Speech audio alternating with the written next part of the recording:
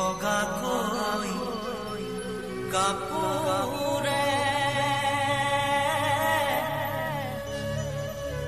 মৃত দে মুরে থাকিব। এমন জীবন তুমি করিও গঠন, মরিলে হাসিবে তুমি খাদিবে ভবন। এমন জীবন তুমি করিও না গঠন, মরিলে খাদিবে তুমি হাসিবে ভবন। জুবিন গার্গ হলেন অসমের অন্যতম জনপ্রিয় এবং বহুমুখী একজন কণ্ঠশিল্পী, সুরকার, অভিনেতা ও পরিচালক। তিনি 18 নভেম্বর 1972 সালে জন্মগ্রহণ করেন। তার আসল নাম জুবিন বরদলৈ। পেশায় তিনি হলেন একজন গায়ক, সুরকার, গীতিকার, অভিনেতা, পরিচালক।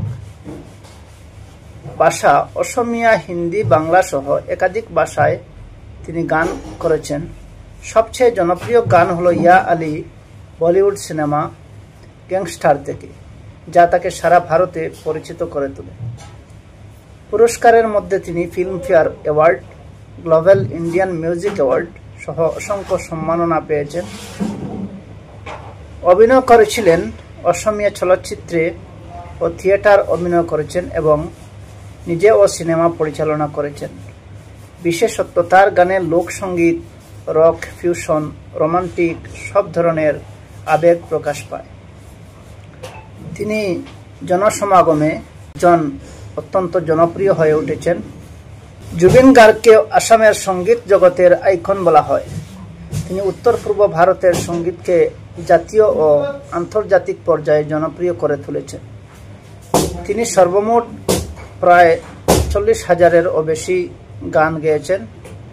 প্রায় 12টি ভাষায় তিনি গান গেয়েছেন।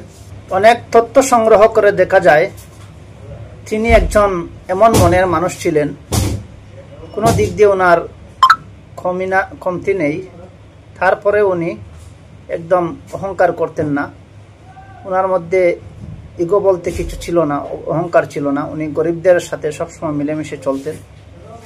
একদম ইগোলেস, অহংকার ছাড়া মানুষ ছিলেন উনি।